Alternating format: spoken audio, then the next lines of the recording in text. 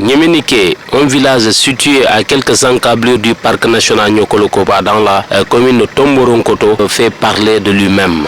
Un enfant qui a disparu le jeudi vers 22h, donc a été retrouvé hier mardi. Son corps a été retrouvé dans un puits. Cette situation a suscité l'émoi et la consternation des populations donc, qui n'ont Dieu que pour pleurer. Suite à l'alerte des populations, les soldats du feu sont venus repêcher le corps sans vie qui a été inhumé hier soir.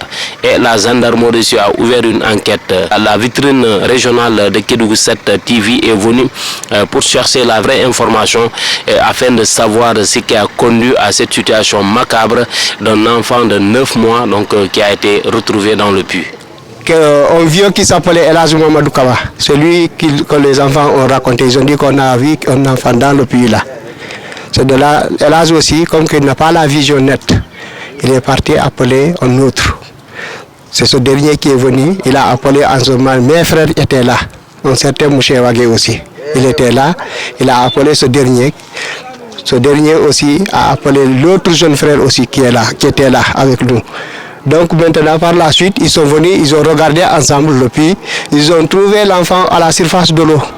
C'est de là maintenant, les gens ont crié de gauche à droite, la population de Nyemenike est sortie. Moi je suis arrivé à 4h12, donc les faits ne m'ont pas trouvé. C'est ce matin à 4h12 que je suis arrivé au village. C'est le matin d'après les dires, c'est de là que les enfants jouaient.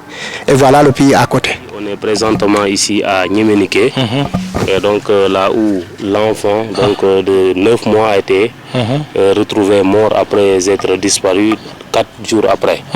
Donc le puits dans lequel il a été retrouvé, donc c'est toute une histoire. Maintenant on va donner le micro à notre tonton qui va nous rappeler pourquoi le puits là a été creusé, donc depuis quand. Monsieur, comment vous appelez? Je m'appelle Amar Siré Diallo, agent de santé communautaire de Nyemenike. Donc je sais que c'est un puits qui est daté très longtemps. Lorsqu'on nous a déménagé à Nyemenike, à l'ancien Nyemenike, parce que moi j'ai fait mon CP à l'ancien Nyemenike. Je connais déjà, j'étais enfant mais je me rappelle bien. On est venu ici en mars 74. Après 75, nous on a fait le CI ici, on a repris le CI à l'ancien Nyemenike. Mais comme c'est l'État qui nous a amenés, faire des alignements, donner ça à son carré, mais il n'y avait pas d'eau. L'État a essayé de nous offrir des puits. Ils ont creusé le puits qui est tout près de l'école là-bas. Comme que la population est grande, ils ont voulu renforcer, creuser le puits là encore, mais ils n'ont pas pu atteindre la nappe. Il y avait trop de la roche, la basalte a refusé, tous les compositeurs sont cassés, ils ont arrêté. Comme que les compositeurs se cassent, ils ont arrêté, ils ont déjà fait le ciment, donc ça ne peut plus se casser, mais ils n'ont pas arrivé à la nappe d'eau, ils ont arrêté comme ça. Nous aussi, quand il fait l'hivernage, les femmes profitent, mais à un certain moment, le puits tarit. Donc on l'a conservé ainsi, jusqu'à on a eu les forages. C'est lorsqu'on a eu les forages, on l'a négligé. Maintenant, le puits est là. Pour ceux qui vont faire le jardin, pour ceux qui vont faire des briques, ils vont utiliser. Mais pas pour la consommation, ni pour le linge. Le puits est là. Comme qu'ils ont mis vraiment des moules bien garantis. Le puits ne se dégrade pas. On l'a laissé comme ça. Donc la partie là n'était pas bien fermée. Ça fait 2 ans comme ça. Le village s'est organisé, dit que c'est un danger parce que c'est le truc. La Marcelle était très petite et on a vu que les enfants aiment toujours jouer ici. Il dit donc qu'il faut augmenter la Marcelle. Ça n'a pas duré que le village a augmenté la Marcelle là pour vraiment faire la sécurité. Il dit que non, Nino Meke, c'est ce que le lot de Nyemenike est sorti là-bas. Nino Meke, c'est inoubliable. Je n'ai pas oublié là où j'ai vu. Voilà, Nino Meke, moi Nyemenike. Nyemenike, mais Nino Meke. Il y a une case de petit, c'est un crétin pas moderne, mais quand même on a une case de petit. C'est la première fois. Le truc, le vol d'enfants, c'est la première fois ici. On a trop d'inquiétudes même. Ça amène aujourd'hui des complications même. On connaît que nous, les chefs de ménage, on connaît nos maisons là ne sont pas sécurisées. De deux, on habite mal. Bon, la femme n'est pas sécurisée, l'homme n'est pas sécurisé. L'homme ne peut pas vivre sans aller dans quelque part travailler. Laisser la femme seule à la maison avec les enfants, l'homme va au travail, il a l'inquiétude derrière lui. Ouais. Ou bien la nuit, quand il revient, il est fatigué, s'il dort, il a l'esprit sur l'enfant et la femme. Et les femmes de ce secteur-là travaillent mieux que les hommes. Tu as vu? Elles seront les premières à dormir. Et les enfants, certes, quelquefois, ne vont pas dormir très tôt. Tu as vu? Donc, s'il n'y a pas de sécurité dans la maison, c'est pas facile. Dans le village. Et encore, on a une mauvaise habitude. N'importe qui peut rentrer pour sortir, on ne dit rien. Parce qu'on est voisins. On ne croyait pas qu'il y aurait des dangers là. Parce que ce pauvre, n'importe qui, il est membre de la famille. Il n'est pas membre de la famille. Comme je le connais, il peut rentrer et sortir, sans prêter attention. Parce qu'on n'attendait pas des cas. Oui. Aujourd'hui, même entre des frères, il y a un problème. Gare à celui qui rentre aussi dans une case sans avertir. Parce qu'on est inquiet maintenant. C'est pour eux. Même entre fils et mère, il y a des problèmes. Même fils et père, il y a des problèmes. Ou bien entre les frères, il y a des problèmes. Dans la maison. On n'ose pas aujourd'hui rentrer dans une chambre sans avertir, je suis d'où. Oui, tu as vu? Vous pouvez nous faire le résumé en Wolof? Est-ce que Non, merci beaucoup. On est présentement dans le village de Nyéméniké. Comme on vous l'a dit, témoin et la consternation auprès des populations victimes. Donc vous voyez, vous lisez certainement cette couleur partie perdue au moment de 9 mois. On va visiter la famille de la victime. Donc comme vous le savez, Kédougou 7 donc va toujours aux sources pour vraiment avoir la bonne information. On entre dans la famille mortuaire de l'enfant qui a été retrouvé hier dans le puits au niveau de Nyéméniké. Donc merci beaucoup. On suit M. Wagé qui va nous décrire la situation qui a prévalu ici.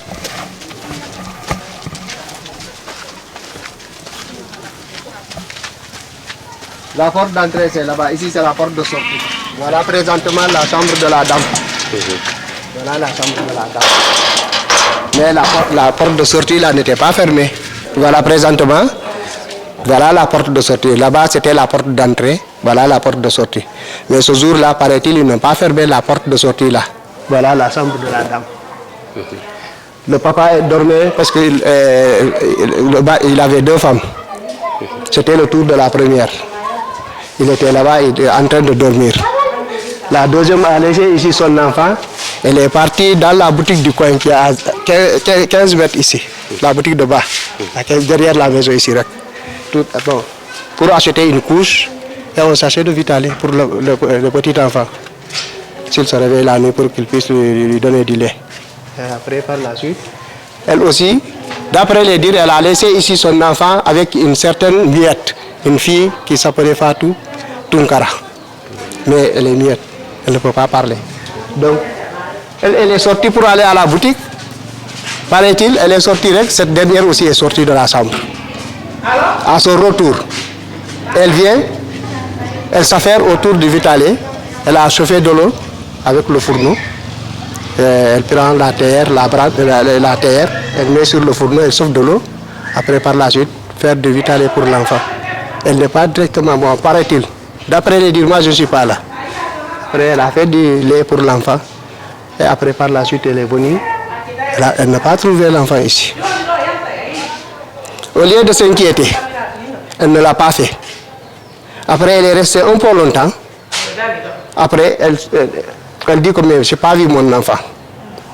C'est par la suite qu'elle a pris. D'après les dires, elle a pris la clôture. Elle est sortie par là pour aller laisser la miette là. Celle qui ne peut pas parler. Fatou Tunkara. Elle est partie là-bas dans leur famille, demander cette dernière. Tu n'as pas pris mon enfant? Cette dernière a dit non. Après, elle se rencontre avec la maman de cette dernière. Après cette dernière, la maman lui demande, mais qu'est-ce que tu es venu chez nous? Qu'est-ce qu'il y a? Mon nom, je suis venu demander Fatou Tunkara si elle n'a pas pris mon bébé. Après, Malo a dit quoi? On y va ensemble.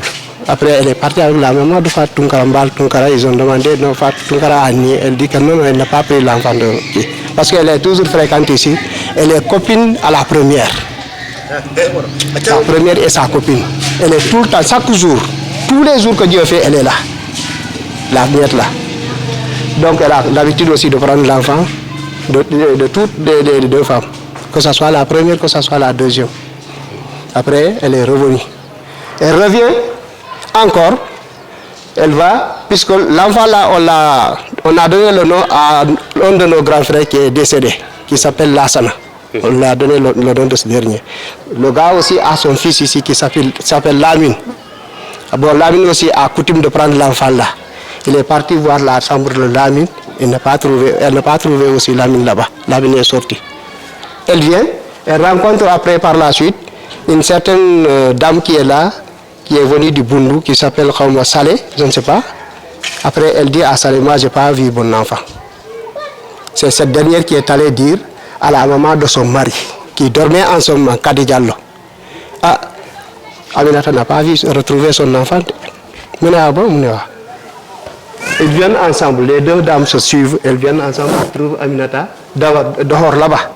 Aminata est en train de manipuler, sur le lit du moins, sur son lit. Aminata est en train de manipuler son portable en regardant des vidéos. Aminata, c'est la maman de l'enfant qui est perdue. Qui était sur son lit en train de manipuler au lieu de se soucier de son enfant. Oui. Il dit, Aminata, toi tu n'as pas retrouvé ton enfant, tu es là en train de... Tu n'as pas averti aussi les gens. Elle dit que, moi je pense que celui qui a pris l'enfant n'est pas fou, peut-être il va me ramener l'enfant. Ce n'est pas un fou qui a pris l'enfant, peut-être il va me le ramener. C'est pour cela que je ne me suis pas tellement soucié de mon enfant. Bon, comme c'est le village, tout le monde est voisin. Nous, bon, avec les coutumes, les mariages lient les familles. Avec les mariages, donc, les familles deviennent forcément des parents proches. C'est le mariage qui fait ça. Donc, les mentalités aussi du village n'arrivent pas jusqu'à un certain qui pour dire que vraiment non, je dois vraiment crier pour qu'au moins je sache où se trouve mon enfant. On est présentement ici à Nyemenike, la maison dans laquelle l'enfant a été perdu. Donc il faut le rappeler aussi que celui-là c'est l'aîné de la famille qui nous décrit cette situation. Donc après avoir expliqué, vous avez dit tantôt que la femme, depuis qu'elle a perdu son enfant, maintenant pour retrouver l'enfant, elle est venue ici, elle est passée par les craintes. Vous pouvez nous expliquer ça? D'après les dires, moi je ne suis pas là, moi je suis venu à 4 h du matin, comme je vous l'ai toujours dit. Moi j'ai quitté Tamba, j'étais au Dakar d'abord. Après le Dakar, je me suis reposé un tout petit peu. J'ai dit à ma femme, je vais à Nyemenike. Parce que vu la situation, je ne peux pas rester. En tant que le plus âgé de la famille, il faut que je vienne. Après, par la suite, lorsque je suis venu, d'après les racontants, d'après les candidats, comme on me l'a expliqué, lorsqu'elle n'a pas vu son enfant, elle est venue, elle est passée par là. Elle a sauté. Je ne sais pas maintenant de quel côté elle a sauté. Et voilà la rue qui va jusqu'à chez Fatou Tunkara. C'est la rue là qui va chez Fatou Tunkara. La maison là-bas. Okay. Elle est partie là-bas. Elle n'a pas trouvé. Elle a réveillé Fatou Tunkara. Demandé Fatou a dit non, elle n'a pas amené la femme. C'est une sourde miette. Oui, c'est une miette. C'est une sourde miette. Donc merci beaucoup vous qui suivez. Donc nous sommes présentement ici à Nyemenike. Pour vraiment savoir les vraies raisons.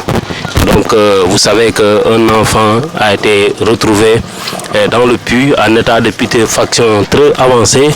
Donc il a été inhumé même hier nuit. Maintenant, revenant sur les faits, on a rencontré M. Wagé, qui est le grand frère du papa de l'enfant. En tout cas, on vient à la boutique ici pour demander. Vous voyez, la boutique et la maison, la distance ne fait même pas 20 mètres. Donc il faut rappeler, on va essayer de voir si on peut avoir aussi le témoignage du boutiquier qui va revenir exactement sur les faits. Donc est-ce que lorsque la dame est venue, elle a duré? Donc ce sont les questions qu'on se pose. Certainement le boutiquier il sera prompt à nous répondre à cette question. Salam alaikum. Salam alaikum.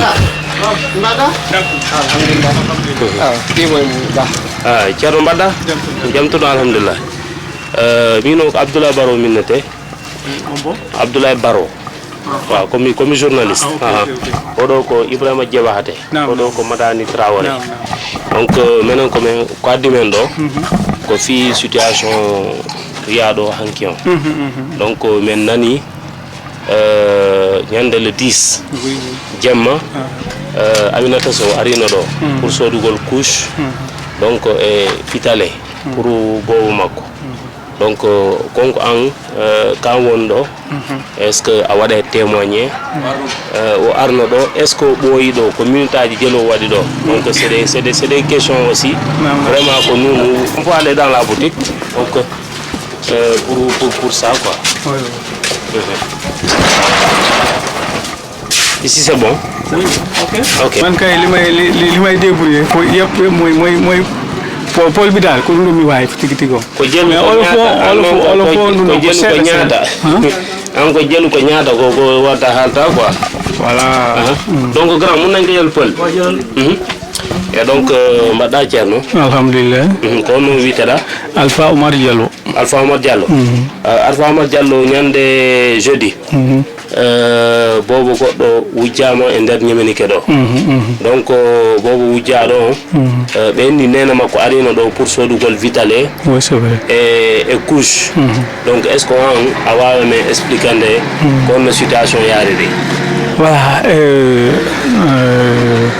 ndeñande vers hedde geeƴe ni presque 20h 21h je ne sais pas mais anda ko 20h mais ko 21h kono wari ɗo miɗo seedi ɗum ɗon wari ɗo o soodi couche fi bobo makko o hooti soodi vitale kadi vitale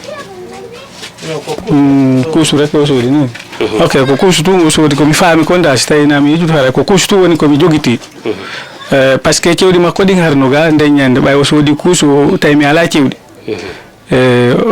min halde joni hara janggo mum o arana cewɗi ɓay cewɗi ala o hooti couche on ko fi bobo on o soodno ay ha ɗum ɗo miɗo seedi ɗum noon gila o ari ɗo o ɓooy ko minute aji jelo waɗi ɗo non ɗum ɗon mi calcula ɗum ɗon ɓay haray jemma client no woodi seeɗa so tawi woni hara ko woni on espace ɗon woni ɗo landade ma so tawi ha o soodi o jooɗi ɗo ɗum ɗon mi yaali kono noon so tawi ko espace fi ko dari ɗo ha o soodi kono ɗum ɗon mi waɗa calcul ko combien de temps wawi wonde. Donc merci beaucoup. Vous venez d'entendre le témoignage donc du boutiquier donc qui a vendu des couches hygiéniques pour l'enfant, donc la maman.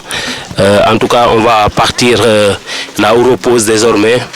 Et donc cet enfant, cet innocent donc qui a été arraché brusquement et donc à ses parents. Aujourd'hui, cette population, elle n'a Dieu que pour pleurer. En tout cas, on va essayer de voir les différentes conclusions donc qui seront données par la famille, n'est-ce pas, M. Wagué? Oui. Tout à fait. Vraiment, nous voudrions vraiment que la lumière soit faite sur que la lumière soit faite sur notre enfant. C'est ce que nous demandons vraiment à l'État, que la lumière soit faite. Et ensuite, nous rappelons un peu aux parents que vraiment désormais, il ne faut même pas vraiment avoir confiance à quelqu'un maintenant pour ces cas pareils, puisque aujourd'hui, dans la région de Kédougou, je peux dire, toute la région de Kédougou, il y a l'insécurité totale. Bien que lorsque j'ai entendu qu'il y a une gendarmerie au niveau de Mako, j'étais très content, puisque avec la gendarmerie, il y a quand même un peu de sécurité. Mais jusqu'à présent, s'il peut vraiment renforcer la sécurité, cela nous fera plaisir. C'est ce que nous voudrions vraiment.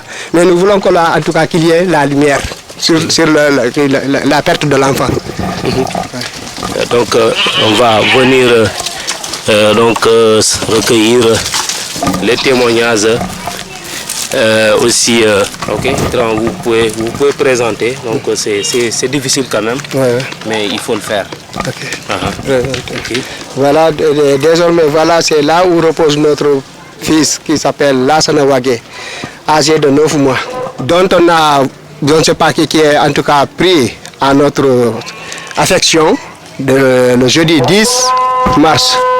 C'est jusqu'à hier lundi qu'on a retrouvé le corps dans un puits non utilisé, un peu délabré. C'est de là qu'on a trouvé. Après, finalement, je ne sais pas, le commandant de brigade et l'infirmier ont donné des instructions qu'on peut inhumer l'enfant. Voilà, désormais c'est là où repose que Dieu l'accueille dans son paradis. Merci beaucoup. Vous réclamez justice? Nous réclamons justice aussi. Et que la lumière soit faite sur vraiment notre pays. Nous réclamons surtout la justice.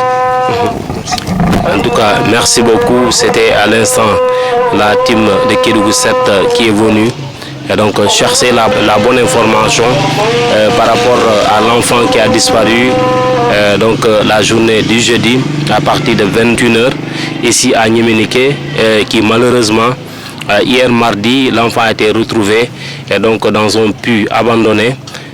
En tout cas, c'est la consternation, c'est l'émoi au sein de la population de Niéméniké. Et donc, la famille, par le biais de l'aîné, réclame justice. Ils veulent que justice soit rendue. En tout cas, nous présentons toutes nos condoléances à la famille éplorée, à la population de Niéméniké, à la commune de Tomboronkoto, à la région de Kédougou. Donc, merci beaucoup.